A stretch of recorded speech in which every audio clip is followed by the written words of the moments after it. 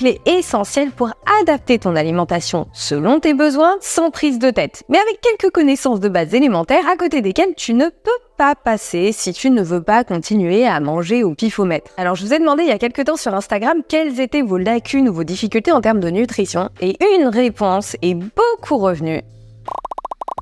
Alors c'est parti pour un bon tour d'horizon qui va te permettre d'y voir beaucoup plus clair dans ton alimentation. Pour commencer, on va faire un point sur les différents macronutriments et ensuite en deuxième partie de vidéo, je t'expliquerai comment définir tes besoins nutritionnels pour les combler au mieux. Parce que tu veuilles perdre du gras, entretenir ou développer ta masse musculaire, être en pleine forme ou améliorer tes performances, rien ne peut se faire sans des apports nutritionnels adéquats. Alors attention, le but de cette vidéo, c'est vraiment d'aller à l'essentiel pour que tu puisses concrètement mettre en application les concepts de base de la nutrition sans trop te prendre la tête. Donc je vais tâcher de pas être super spécifique ni technique, sinon clairement la vidéo durerait 4 heures et je risquerais de te perdre en route. Mais si tu veux aller plus loin, j'ai développé un guide de la nutrition complet que je te remets juste ici. Allez, ceci étant dit, c'est parti, on commence avec la base de la base, les calories et les micronutriments.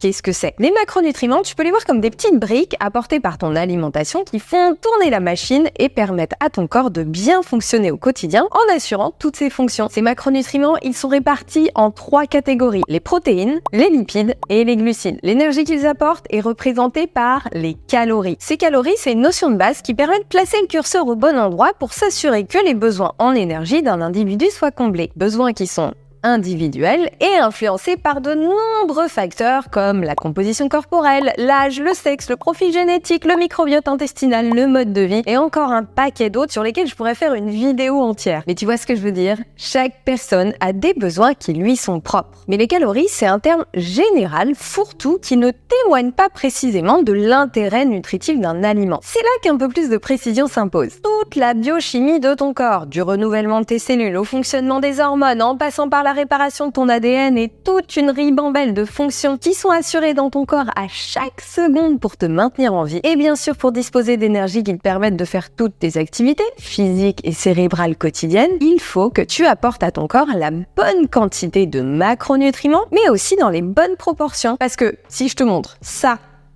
et ça, tu as certes à peu près le même total calorique, mais t'imagines bien que les effets sur ton corps seront complètement différents. Alors, on va voir un peu plus en détail les différents macronutriments qui composent ton alimentation et comment est-ce que tu peux ajuster leur quantité en fonction de tes besoins sans trop te prendre la tête. On commence avec les protéines. Alors, on pense souvent que les protéines servent à prendre du muscle, mais ça va bien au-delà de ça. Les protéines alimentaires, par les acides aminés qu'elles apportent, vont permettre de reconstituer les protéines dont ton corps a besoin pour fonctionner au quotidien. Que ce soit au niveau structurel, comme la forme de tes cellules, tes tissus, tes muscles, au niveau enzymatique, et alors clairement, sans enzymes, pas de réaction chimique dans ton corps, donc rien qui marche, mais aussi tes anticorps, tes hormones, ton ADN. Tu comprends vite que les protéines, elles sont vitales. Alors c'est indispensable d'en apporter suffisamment dans ton alimentation au quotidien. Bon, concrètement, c'est quoi la fourchette d'apport en protéines recommandée? Même si les recommandations de base tournent plutôt autour de 0,8 g de protéines par kilo de poids de corps, une quantité plutôt optimale se situera entre 1,2 et 1,6 g par kilo de poids de corps. Et pour les personnes qui s'entraînent, la fourchette optimale tournerait plutôt autour de 1,4 à 2,2 g par kilo de poids de corps, notamment pour les femmes athlètes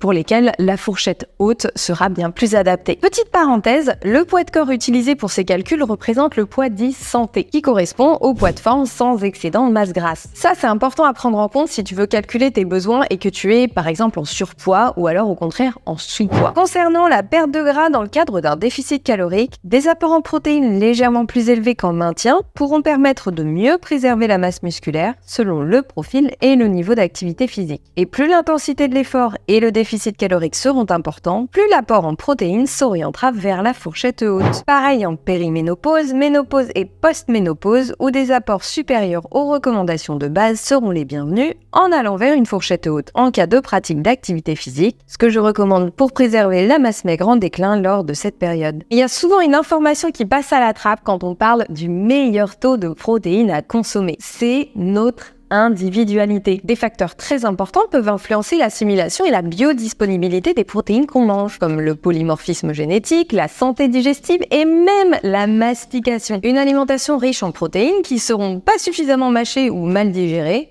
nourrira surtout la flore de putréfaction de nos petits intestins. Et ça, c'est vraiment pas cool. Alors, on place le curseur en fonction de son profil et on intègre ces protéines à une alimentation variée, qualitative, équilibrée et riche en micronutriments. Là-dessus, il y a plein de choses passionnantes à dire et d'ailleurs, j'ai déjà prévu de te faire une petite vidéo sur le sujet. Et cette alimentation, elle favorise aussi une bonne santé digestive, des repas consommés dans les bonnes conditions et pas au lance-pierre ou en bossant sous pression, et en veillant à préparer les sources de protéines végétales de manière à améliorer leur disponibilité, notamment par le trempage et la cuisson. Je t'en parle déjà dans cette vidéo et bien sûr, le sujet est abordé en détail avec tous mes conseils dans Happy Belly 360. Et si tu veux découvrir ma méthode complète pour prendre soin de ton bidou de l'intérieur comme de l'extérieur, je te mets toutes les infos en description. Allez, on en revient à nos protéines et justement, petite chose assez importante qu'on a parfois tendance à oublier. Il y a les catégories d'aliments riches en protéines comme la viande, le poisson, les œufs, les légumineuses, les pâtes de légumineuses qui sont aussi riches en protéines que la viande d'ailleurs, les préparations à base de soja comme le tofu, le tempeh, les simili carne, etc. qui eux apportent une grande part de protéines. Mais il faut pas oublier toutes les autres sources de protéines qui composent ton alimentation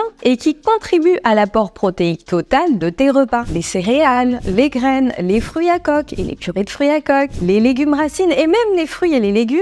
Alors pas beaucoup mais dans le cadre d'une journée complète, ça peut contribuer à hauteur de quelques grammes. Alors considère ton alimentation dans son ensemble et dis-toi que si ton alimentation comble tes besoins caloriques totaux, il y a très peu de chances que tes apports en protéines se trouvent en dessous du minimum journalier recommandé. Tu peux certes optimiser tes apports, ce que je te recommande, mais pas besoin de te gaver de protéines pour t'assurer de pas être en carence. On continue avec les lipides. Et de la même manière que les protéines ne se résument pas qu'à nos petits muscles, les lipides, eux, ne se résument pas qu'à nos capitons et petits bourrelets. Les lipides, ils sont extrêmement précieux pour le bon fonctionnement de ton corps et de ta tête. Et certains d'entre eux font des merveilles pour ton microbiote intestinal. Alors certes, ils représentent nos réserves d'énergie vitale, celle-là même qui nous a permis de survivre au cours de notre évolution, précieusement stockée dans notre tissu adipeux. D'ailleurs, j'ai déjà pas mal développé le sujet dans cette vidéo que je t'invite à aller voir si tu veux mieux comprendre les mécanismes de stockage de gras. Mais le rôle de ces lipides, il est loin de s'arrêter aux réserves énergétiques. Sans lipides, pas de membrane cellulaire. Donc, pas de cellules, donc pas de nous, et pas de système nerveux non plus, ni de cerveau. Il faut savoir que les lipides représentent environ 50% de la composition sèche du cerveau, alors au lieu de dire de quelqu'un d'intelligent qu'il a le cerveau musclé, on devrait plutôt dire qu'il a le cerveau gras. Mais plus sérieusement, ils transportent aussi certaines vitamines et contribuent à la synthèse d'hormones, donc sans eux, il n'y a pas grand-chose qui marche. Alors, tout comme les protéines, les lipides sont absolument vitaux. Bon, et puis ils assurent aussi la plasticité et l'élasticité de la peau et ils sont carrément plus efficaces que les crèmes anti-rides hors de prix vantées par des actrices botoxées. Mais alors, comment on fait pour que les lipides qu'on mange nous maintiennent en parfaite santé et rendent notre peau plus belle plutôt que de finir dans nos bourrelets? On voit ça un peu plus loin parce que dans notre assiette, il y a lipides et lipides.